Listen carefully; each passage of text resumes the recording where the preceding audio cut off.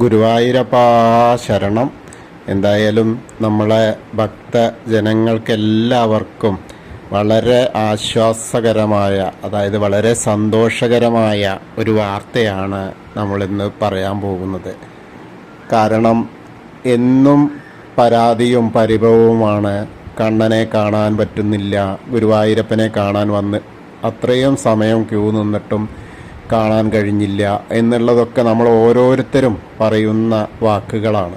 അപ്പം അതിനൊക്കെ ഒരു പ്രതിവിധിയായിട്ട് നമ്മുടെ ദേവസ്വം, ഗുരുവായൂർ ദേവസ്വം ആണ് ഇനി പുതിയതായിട്ട്, അതായത് വലിയ രീതിയിലുള്ള ഇനി ക്യൂ കോംപ്ലക്സുകളൊക്കെ വരും. പക്ഷെ അതിനൊക്കെ സമയം പിടിക്കുമെങ്കിൽ ഇപ്പോൾ ഇനി വരുന്ന ഒരു കാര്യം, അതായത് ക്യൂ നിൽക്കാതെ ഗുരുവായൂരപ്പനെ കാണാൻ ക്യൂ നിന്ന് 10 മണിക്കൂറും 12 മണിക്കൂറും ഒന്നും ക്യൂ നിൽക്കാതെ ഗുരുവായൂരപ്പനെ കാണാൻ കഴിയുന്ന ഒരവസ്ഥ ഉണ്ടാവുകയാണ്. അത് ഭഗവാൻ കണ്ണൻ തന്നെ നമുക്ക് അനുഗ്രഹമായിട്ട് തന്നതാണെന്ന് തന്നെ കരുതാം. അത് അടുത്ത് തന്നെ ഉണ്ടാവും എന്നാണ് ദേവസ്വം വൃത്തങ്ങളൊക്കെ അറിയിച്ചിട്ടുള്ളത്. അതെങ്ങനെയാണെന്ന് വെച്ചാൽ, നമ്മുടെ കണ്ണനെ കണ്ട് ദർശനം നേടാൻ വേണ്ടിയിട്ട് എല്ലാവർക്കും ആ ഒരു സുന്ദര നിമിഷം സമാഗതമായിരിക്കുകയാണ്. അപ്പോൾ അതെങ്ങനെയാണെന്ന് വെച്ചാൽ നമ്മുടെ ഫേസ് കാണിച്ച് ഫേസ് ആപ്പ് വഴി ആണ് അത് വരുന്നത്. എങ്ങനെയാണെന്ന് വെച്ചാൽ ഏകദേശം 12ഓളം കൗണ്ടറുകൾ അവിടങ്ങളിലായി, ഒരുപാട് ഓരോ സ്ഥലങ്ങളിലായിട്ട് 12ഓളം കൗണ്ടറുകൾ സ്ഥാപിക്കും. ആ കൗണ്ടറിൽ 1 മുതൽ 200 വരെ 200 ആൾക്ക് ഒരു കൗണ്ടറിൽ നിന്ന്, അതായത് നമ്മുടെ മുഖം കാണിച്ച് അതിൽ നിന്ന് ആ ഒരു ഫേസ് ആപ്പ് വഴി നമ്മുടെ മുഖം കാണിക്കും, നമുക്കൊരു നമ്പർ തരും. ആദ്യം പോയിട്ട് നമ്മൾ ആ ഒരു ടോക്കൺ എടുക്കുക എന്ന് പറയില്ലേ, അതേപോലത്തെ സമ്പ്രദായമാണ് വരാൻ പോകുന്നത്. അങ്ങനെ 12 കൗണ്ടറുകളാണ് ഇപ്പോൾ വരും എന്ന് പറയുന്നത്. അങ്ങനെ 12 കൗണ്ടറിലാണെങ്കിൽ 1 മുതൽ 200 വരെ, ഇപ്പോൾ എ എന്നുള്ള കൗണ്ടറോ അല്ലെങ്കിൽ 1 എന്ന കൗണ്ടർ, അത് കഴിഞ്ഞ് 200 മുതൽ 400 വരെ 2 എന്ന കൗണ്ടർ, അങ്ങനെ 12 കൗണ്ടർ. അപ്പം തന്നെ 2400 ആളുകളായി. പിന്നെ അതിൻ്റെ മേലെ ആളുകൾ വരും, അതിന് മേലെ നമ്മുടെ ഭക്തർ എത്താറുണ്ട് എന്നുള്ളത് ഉറപ്പാണ്. അപ്പോൾ അതിലും ആ ഒരു സൗകര്യം തന്നെ കൂടുതലായിട്ട് ലഭിക്കും.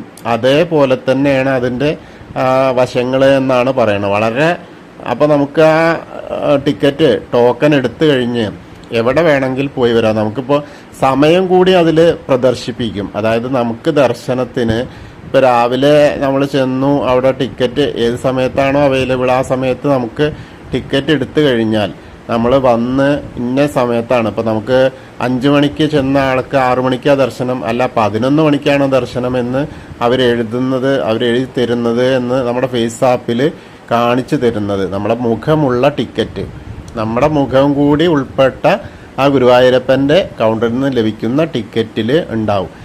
1 മുതൽ 200 വരെ എന്ന് പറഞ്ഞാൽ 200ാമത്തേതാണെങ്കിൽ അത്ര സമയം.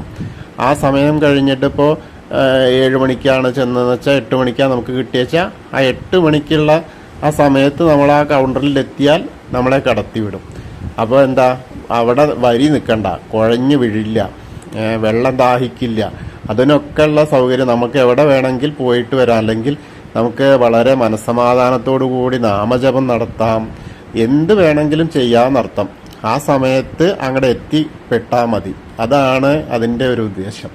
അപ്പോൾ അതിൻ്റെ ഒരു വലിയ, നമുക്കെല്ലാ ഭക്തർക്കും അത് ഏറ്റവും അനുകൂലമായ, ഏറ്റവും നമ്മളൊക്കെ ആഗ്രഹിക്കുന്ന തരത്തിലുള്ള ദർശനത്തിന് ഒരുപാട് വയസ്സായ ആളുകൾക്കും പിഞ്ചു കുഞ്ഞുങ്ങളായിട്ട് വരുന്നവർക്കും ഒക്കെ ബുദ്ധിമുട്ടായിട്ടായിരുന്നു, നല്ല ബുദ്ധിമുട്ടായിരുന്നു, നല്ല തിരക്കുള്ള സമയങ്ങളിൽ പ്രത്യേകിച്ചും.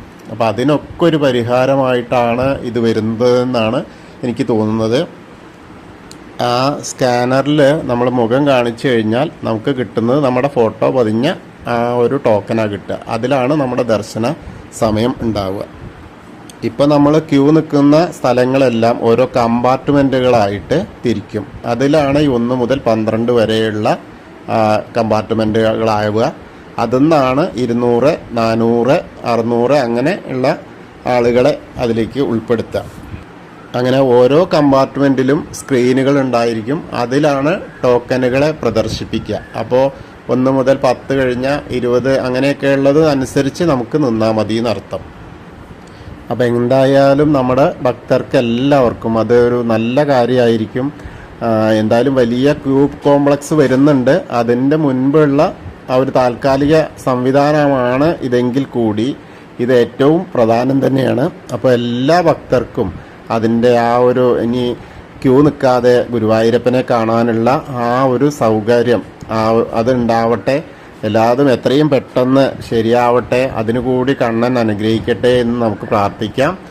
കൃഷ്ണായ വാസുദേവായ ഹരയേ പരമാത്മനെ പ്രണതക്ലേശനാശായ ഗോവിന്ദായ നമോ നമഃ. ഹരേ കൃഷ്ണ. ഗുരുവായൂരപ്പാ ശരണം.